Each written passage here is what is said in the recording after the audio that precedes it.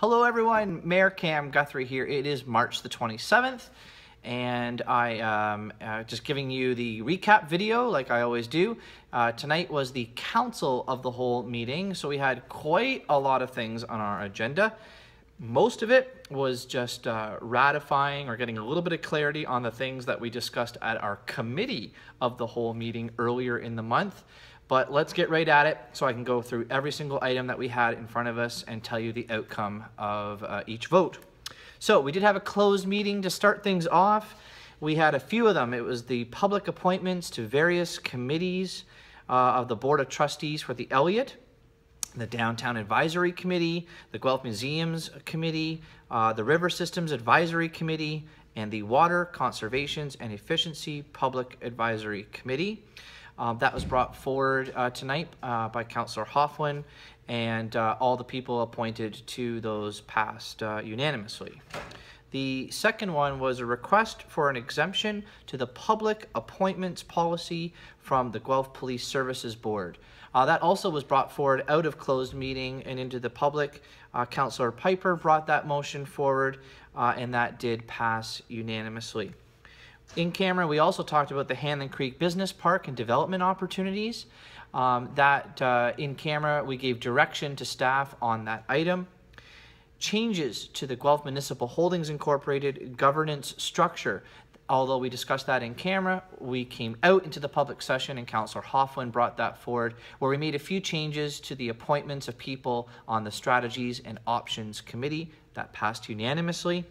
And the last item was charges and fees, Lowe's Road and Don Avenue. We had an in-camera portion on that item, and we had a public portion on that, and I'll talk about the public portion in just a minute. So then we got into our agenda for the rest of the night. That was in the public. We started by looking at our non-application of the Line Fences Act.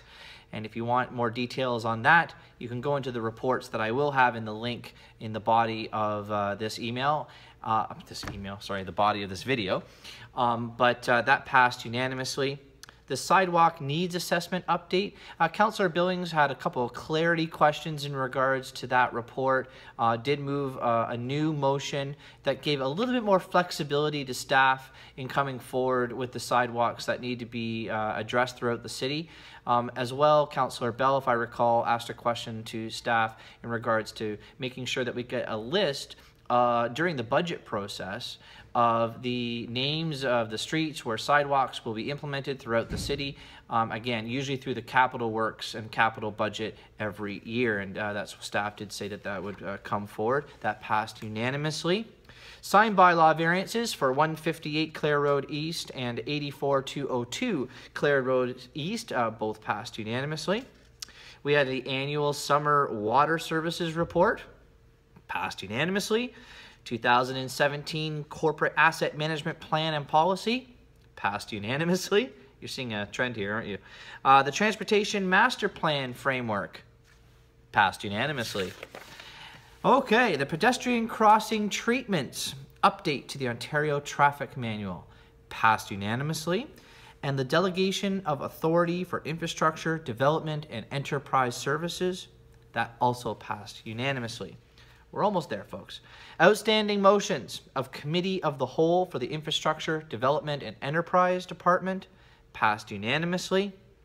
The Striking Committee Policy Review, which was a motion brought forward by Councillor Wetstein, that also passed unanimously to move forward for our staff to explore that issue. We also had exploring opportunities to accelerate large neighborhood commercial growth in the East End. That was Councillor Gibson's motion from earlier this month. You probably are aware of that. There was a little bit of discussion and debate on trying to change a second part of that motion, change a couple words around, but that failed, that amendment. And when it came time to vote in regards to that matter, I believe it was an 11-2 vote. I believe Councillor Salisbury and Councillor Wetstein did not approve with only the second portion of that recommendation. We also had the closed meeting investigation report that was not pulled or discussed. It was pretty self-explanatory that this council takes our procedures and policies very clearly when we have authority to move into closed session. There was a third-party investigation into a matter that someone brought forward, thinking that we did not follow the rules, when indeed we did follow the rules. We also had an add-on report here for what's called the CWWF and PTIF Transfer Payment Agreement. Now, what does that mean? Well, that's really more of an administrative matter, but it has to do with a lot of the infrastructure money that we're getting from the other levels of government for many projects here in town. And so that passed unanimously. Moving on, we had the Natural Heritage Action Plan, the project initiation. We did have a delegation tonight, and we had a few questions in regards to the matter, but it did pass unanimously. We also had that open session opportunity to discuss the charges and fees of the Lowe's Road and Don Avenue report, but no member of council pulled that report, so it passed unanimously. And now we're into the last three items.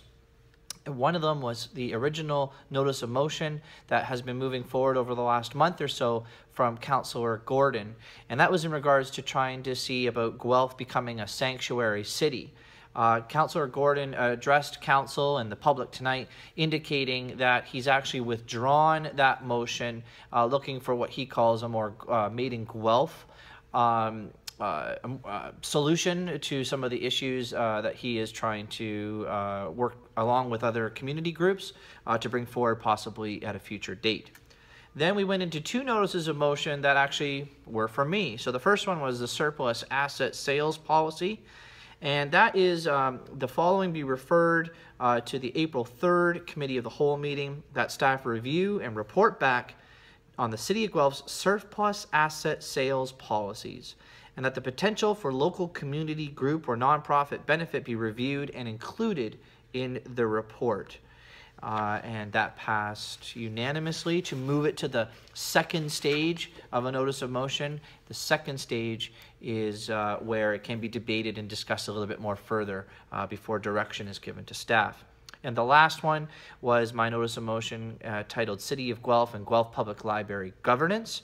And that one was that the following motion be referred to the May 1st Committee of the Whole, that in collaboration with the Guelph Public Library, the current governance structure between the City of Guelph and the Guelph Public Library be reviewed to create or confirm governance and or terms of reference best practices regarding the future development of a downtown main library and other branch locations.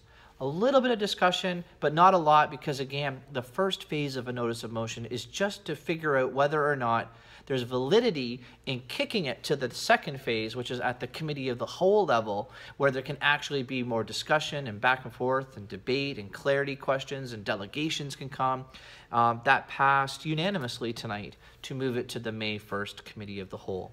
So that is it. My goodness gracious. It was a lot. These end of the month meetings are usually a little bit longer because there's so many things to ratify and discuss. I hope these recap videos have been informative for you. If you have any further questions, please feel free to get in contact with me with my email or through Twitter on social media. And I hope you have a wonderful, wonderful night. Take care.